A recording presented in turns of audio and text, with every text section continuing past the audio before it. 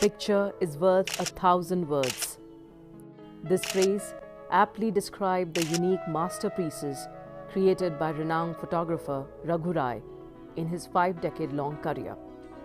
He has extensively photographed India, captured its colors, beauty, tragedy, the moments celebrated by India and those it laments.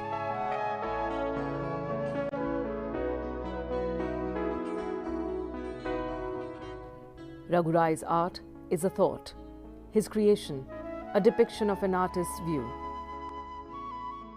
He joins me today in Talking Point. Let us talk about the world of photography. How did your journey start? Accidents. Accident is something so unique in life that it can ruin your world, it can make you come into a world which you've never realized before. So this is by chance that I went with a friend who was a photographer to his village, and I told my brother, why don't you give me a camera, I'll also take pictures since I'm not doing anything. So I said, I'll also take some pictures. So the first picture that I took was of a baby donkey. That was in 1965. 1965, 66. And then I took some more pictures in the village where my friend was shooting. So when I came back, the film was processed, and my brother saw it. He said, "Arey, this is a very good picture." I said, "Really?" And you know, in 60s, my brother used to send his photographs to the Times, London. You know, they used to publish half-page weekend pictures. So he sent this picture, and they printed half-page with my name on it in the Times, London. So that was my beginning. So I said, why not this, you know? And that is when you took to photography completely? Yes, yes. Because with one picture and everybody telling me, Raghu, this is amazing, what you've done. You know, I didn't know what was so amazing about it. But that was just by chance, and instinctively I took a picture which was very special. Yeah, but you know, why a donkey? One would say there are situations, there are No, people. because you see the difference is, this is the biggest computer God has been installing in each one of us. And this computer has great capacity. You can increase this memory to any size. And as they say, we use only very small percentage of it, you know. And so it can be increased to anything, and it is capable of achieving anything in the world. But what is very bad with this computer in creativity, that it is a storehouse of ideas, thoughts, images, sights, sounds. So when you take photographs, how do you take good pictures in the beginning? Because this storehouse has all the good images you've seen before.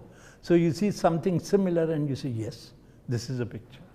But now, coming back to Baby Donkey's picture, I had no plan to become a photographer. So I had no responsibility, I had no liability to take a good picture. So my friend was taking pictures of the children, village children on one side. It was late evening, and I was just watching because I didn't click anything. So then I turned around, on the other side I saw a baby donkey standing there. And I thought that was so cute and funny. Now that picture I took with the feeling, not with the idea. These two things are different. To have ideas, then you try to chase the idea, it becomes a second-rate journey. But if you have the feeling and you click simultaneously, this is another world. So it becomes your masterpiece in that case. It becomes Yes. your original thought. Original. And yes, the absolutely. originality remains. Yeah. But what is it that excites you the most? Is it the situation or the subject, a man, a woman, a child, an object? What is it? Everything. But you see, now I'll put it like this. Earlier, in early years of my life, I would go out with the idea, if I'm working with a newspaper or a magazine, they'll say, well, Indira Gandhi is meeting opposition leaders, or Yamini Krishnamurti is performing here.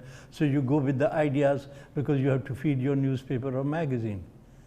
But now that I'm a free bird and I photograph only for Raghu Rai and nobody else. And so I make myself available to the situations, mentally, physically, and spiritually. I connect with every inch of space to get the feeling, to get the nudge, hey man, this is something, take it. So this is, which means your instinct is at work. And instinctive response to daily life, to realities, to nature, always give you something personal, something extraordinary. And that is why freedom of mind is very important. Yes. You see, you have to shut off your mind. Okay. Shut off your mind, because mind is a storehouse of ideas which have already happened. So I would say freedom of soul is very important. For you to be free-spirited and then connect with. Who makes himself available and who connects. You have worked even on the news desk. What kind of addition has that experience made in your career? No, you see, working for a newspaper or a magazine, the immediacy of things. To photograph right now in a fraction of a second was a great discipline that I have learned. That, you know, some events are happening, or demonstration is happening, action is happening, sports is happening. You have to be quick enough to choose your moment. So that moment has allowed me and created a discipline in me that when I make myself available and go shooting for myself, then it comes in handy. You know, that the moment I get that instinctive feel from something, I click it. But you have covered personalities extensively, the best of pictures, whether it's Mother Teresa's or it's Indira Gandhi. Yeah. And even incidents like the Bhopal gas tragedy, nobody can ever get over that picture of an unknown boy. What kind of an emotional connect do you feel with all of this? देखिए ऐसा है, emotions are always at work and at stake, but no sentimentality. Because you, as a disciplined photographer, writer, or a painter, you have to deliver something. So if you become emotional and sentimental, then you lose the clarity and the kind of look into things which can penetrate and capture the power of it. Because emotions and sentimentality, so for a photographer to have a cool eye and a warm heart, and the discipline. That's right. Do people really have the eye for photography? नहीं, देखिए ऐसा है, nobody is born with it. It's wrong to say that he's a genius, he was born with it. Some people start very early in their lives, so they start achieving things early in life. Not that they were born with it. I haven't seen a mother who produces geniuses. Genius has to be produced. Genius is born out of your own guts. The ability to invest, dedicate, and explore makes you a genius. So it is every moment of it कि ये रोज़ का जीना है और रोज़ का मरना है, कि आप निकले हैं दर्शन करने, तो ज़िंदगी दर्शन देगी. Darshan is what is देखिए, darshan? एक तो ये कि फोटोग्राफी में seeing is देखना. देखना is literally a physical thing. पर कोई होता है जिसको आप कहते हैं आपके दर्शन करके अच्छा लगा. तो दर्शन क्या है? Experiencing a person or a situation in its entirety. कि साक्षात देख लिया, क्या बात है. You have a guru, Raghuji, and the fact that it makes a lot of difference to an individual's life if an individual has found a guru. देखिए, पहली बात तो ये कि हमारी जो संस्कृति है वो ये गुरुओं का देश है और ये भक्तों का देश तो है. And we have all the gods living here. My Guruji had that spiritual power. You walk in, and if he sets his eyes on you, and he'll know who you are, where you're coming from, and why have you come here, or you've just come to get into the spiritual magic of this place. So he will tell you, oh, you're planning to go to such and such place, don't do that. Without you, and only he preached us two things. He says, don't ask me for anything when you come here.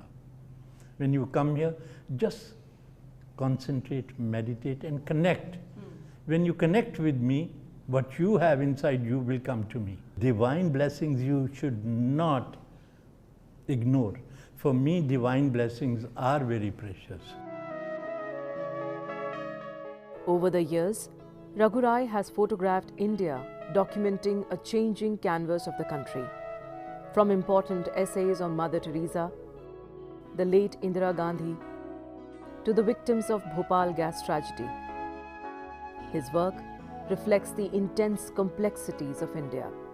What is the difference that one sees in contemporary photography and the photography which was done, let's say, 30-40 years ago? देखिए ऐसा है कि 30-40 years ago, even today, people want to be called artists, not photographers. So they want to do arty things. And how do you do that? You almost literally copy painting style of doing things. The purpose of photography is to capture the time we live in.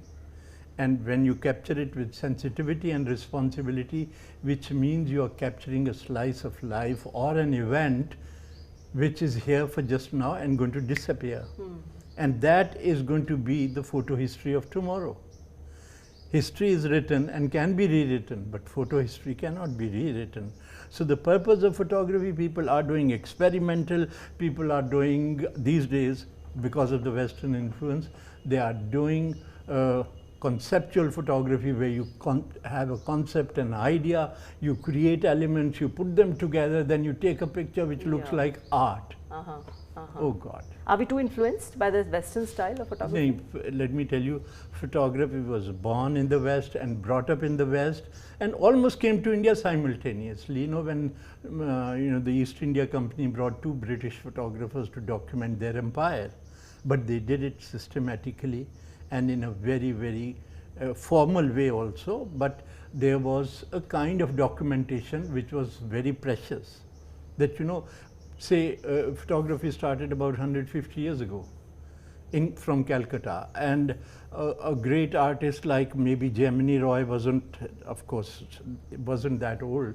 If he had done a street scene of Chaurangi Square 150 years ago, and a photographer has taken a picture of Chaurangi Square, when you look at the painting, you say, very nice painting. But when you look at a photograph that was done 150 years ago, what is your response? You say, oh my God, that's the way we used to be. So what is the vast, it's a huge difference in seeing a good painting of the same place and a photograph. You know, I have read it somewhere. Shall you please sit? I have read it somewhere that you were very fond of, you have compared the black and white photographs with colored photographs, and you said that, the black and white ones, they carry a lot of seriousness as compared to the colored ones. Is that so? नहीं, देखिए ऐसा है. Black and white photography is very interesting and important because we started with black and white, so you have more controls in black and white. But color photography, you see, a painter can paint a sky green and nobody will question him कि भाई sky कभी green होते हैं. But he's a painter, he has the, he can take any liberties. But we the photographers, if we capture the reality, and in reality there is a red, bright red and a yellow and a green or a purple in a given space which is very sad and serious, suddenly they dig holes, The colors don't blend together, then you can do nothing about it. But the moment you put a black and white filter on it, it silences the noise of the colors. Because colors have emotional value, colors have physical presence, and colors, they speak for themselves, by a lot. So, every situation cannot blend and create that magic in color. Whereas in black and white, then it becomes, then you have to deal with the essence of the situation because there's no noise of color. But I will not say that every situation has to be done in black and white or every situation can be handled in color. It all depends on different situations. But how about India? Because you have pictured India in its different phases. changing faces, I would say, of Indian society. Is India the best place to shoot? India is the greatest society? place in the world, to photograph, because lives are lived in the streets, human interaction, and so much more is flowing right in the streets. Look at the ghats of Varanasi. I mean, they are throbbing, and you take a turn in every street, and it's a holy city of Hindus, and you take a turn and a god appears there. Some murti, some god or something is always happening somewhere. So, the physicality of things is so strong in India, which is not there elsewhere in the world. And that's why so many photographers come to India. But having said that, also the fact that India is a very difficult place to photograph. Why? Because visually it's so different and exciting. The physicality of things, it grabs you so much that you lose that penetration that you need to do, or meditation that you need to do in order to receive and perceive. Physicality of things, if you can please elaborate a bit. Physicality of things, कि सब जो देखा रंग बिरंगा ऐसा वैसा, you say, oh, so much, take a picture. There's so much actually. There's so much. It's breathtaking for the Westerners and for Indians also. But then जो भी वो breathtaking है, उसके अंदर spirit और energy क्या है? वो एक इंडियन फोटोग्राफर ज़्यादा अच्छे से समझ सकता है as compared to the westerner? नहीं, देखिए मैं आपको बताऊं कि ऐसा है, maybe an Indian can, but not necessarily. Like primarily I work only in my own country because I feel I was born and brought up here, and I have, imbibed and experienced the whole spirit and the energy of, this ancient culture. So for me, India is my whole world, and I feel sometimes I can sniff around with my eyes closed and I can make out what's going on in this country. You see, Martin Parr is one of our very important color photographer. Once we were exhibiting together in Australia. So there was a discussion about this fact, that Raghu, your work is very special and you only photograph in India. Is it an Indian eye that you have? So I asked him, I said, do you have a British eye? I said, the difference between you and me when I photograph India is maybe I understand and I feel the nuances better than an outsider. That's true. So my work can sometimes have inner depth to things because I understand the nuances better. You've just arrived and taken some pictures. Similarly, if I shoot in your country, but again, the difference in creativity, the creative mind, hopefully, in most cases, should come from an instinct. So instinct, no matter where you shoot, India, abroad, or Mexico, or Holland, if you are coming from your instinct, you will capture the energy that requires to be shared. And where do you think is the real India? In villages, as many artists would say? It's everywhere. You can't ignore the cities and the metro cities and the developments, even though they are, well, the globalization has sort of changed the physical identity of these metro cities. Sometimes you have Levi's jeans and you have Samsung somewhere written, or Nikon camera, the best camera in the world. And you wonder, whether you are in India or Japan or Europe or wherever. So those, in any case, the changing scene, even in daily life in metro cities or even in rural areas, sometimes you see big hoardings in a beautiful paddy field where people are working with their hands, and a big hoarding of some, whatever product, But then you have to learn to make it as a part of the whole scene, and capture the change, because change is an eternal truth, which nobody can stop. That's true. So, but the fact is that India lives on so many levels, and India is so ancient a culture where so many centuries learned to live side by side at the same time. So this is the magical part of India, that it lives so many centuries at the same time at one given place. That's true. But is there any favorite destination for you as a photographer? In India? No? No, you see, like I love to go to Kanyakumari, I love to go to Mahabalipuram, I love to go to Himalayas. but anywhere and everywhere where you open your heart and connect is magical. What about your family, Mr. Rai? What kind of support have you really got from them? Well, I'm married for the second time. My present wife, Gurmeet Rai, is a great architect in conservation. She is with UNESCO, on the board of UNESCO.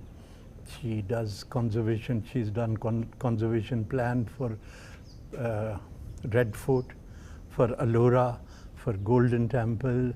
She's going all over. The thing is that she's so dedicated and committed to conservation that unfortunately she's married a photographer. If her husband was a billionaire, she would have conserved and repaired all the monuments of this country without trying to get any funds from the government. Your wife has helped you a lot in building this center for photography as well? No, this is her building and she's done it. The architecture is hers. Some of the, like these arches and old doors, I have been collecting from all over. But then it was her creativity that whatever doors, windows, pillars and arches I collected, she's included them in this design in such a way that it looks like... It is beautiful. It's marvelous. It's a mix of a... But the landscaping I have been doing for the last so many years. Yeah, and it's green and I'll beautiful. say it's 6 acres of canvas which I keep painting with plants and shrubs and everything. So, what about photographers, the upcoming ones? Do you have something to say to them? Oh yes, we have a center for photography. I think, you know, when we were growing up, we took so many years to go this path, that path, to experiment, to find, you know, the right kind of journey. And now that we know so much, that it's very important for us to share it with young minds so that they are put on the right track from the beginning. And similarly, we've started a photography magazine called Creative Image, which is already the best magazine in Asia. So the idea was that let's give the best to our young minds, because today, thanks to digital technology and cell phones, that every phone has a camera, that everybody is becoming, every second person is becoming a photographer. So the idea is to feed them with freshness and power of image so that they don't become repetitive, predictable kind of photographers making pretty pictures. Because predictability and anything that is predictable and pretty is anti-creativity. So people take meaty, rang-birangi pictures and they think, yes, this is it. No, this is not it. Art is something which takes you much beyond pretty things, you know. And have you achieved everything in your life, or is there more left to be achieved? हाँ, मैं अभी तक Himalayas नहीं जीता हूँ. मैं अभी तक पूरे आसमान को नहीं नीचे लेके आया धरती पे. अभी तक ये पेड़ अपनी मर्जी से उगते हैं, मेरा कहना नहीं मानते.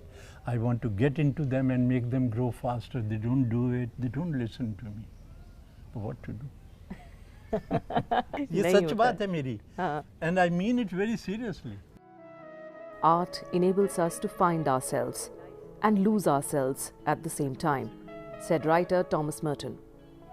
Indeed, is the story of every artist. It was a pleasure meeting you, Raghu Rai.